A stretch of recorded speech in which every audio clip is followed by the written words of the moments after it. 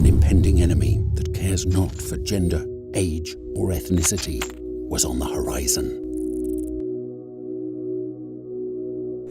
Invisible to the naked eye and extremely infectious.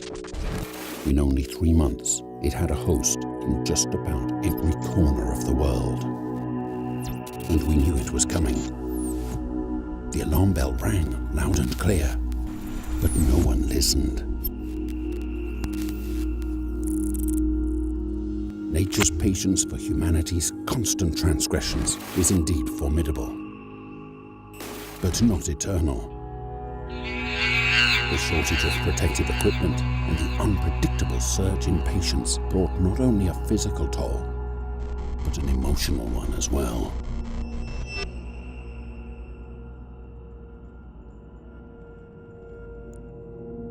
It is high time to switch from inaction to action. What steps would you take to increase humanity's chances of survival? How would you balance the world economy's efficiency and the limitations of fighting off the dreaded disease? What kind of world awaits us after the pandemic? And will humanity bow before the laws of nature? Take the reins of the world. And let us hope your actions will bring peace and salvation, not despair and condemnation.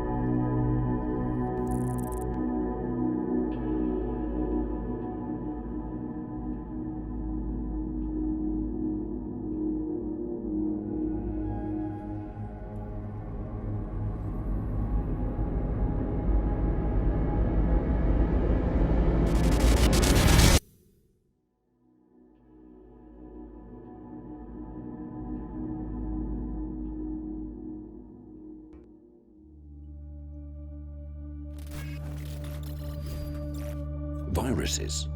Where did they come from? There are many theories. Some claim they appeared in the prebiotic soup environment, which gave birth to life on Earth. Others prefer they arose from fragments of genetic material that was released from various cells.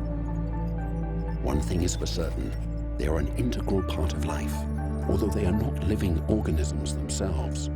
Sometimes these ruthless parasites led people to wealth, as in the 17th century in the Netherlands, when bulbs infected with the tulip-breaking virus could reach astronomical prices. At other times, they brought epidemics and death. However, like every work of nature and evolution, they play an important role in life. And although sometimes they are a threat to us, they are necessary for maintaining the balance of our ecosystem. Some, such as bacteriophages, attack harmful bacteria, while others support us in the fight against cancer. And even some are useful for nature's bacteria. For many living organisms, viruses are completely harmless, and most of them pose no real threat to us. We are no stranger to them, and we will find them everywhere, in water, air, soil, on the surface of objects that surround us. One drop of water could contain millions of them, and there are billions of them in the human body, though they rarely pose a threat to our health. However, there are exceptions in the form of pathogenic viruses. These connect to or penetrate the membrane of a living cell and insert their genome to start the replication process. The genome is actually an RNA or DNA nucleic acid that contains the information needed for the virus to multiply in the body. Although viruses may seem and work in a similar way, they are radically different.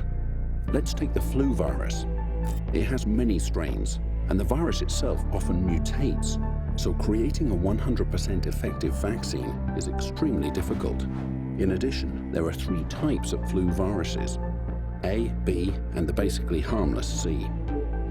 In turn, COVID-19, often compared to the flu, is actually an infectious disease caused by a coronavirus, which means that there is not much in common with the flu, except for the symptoms.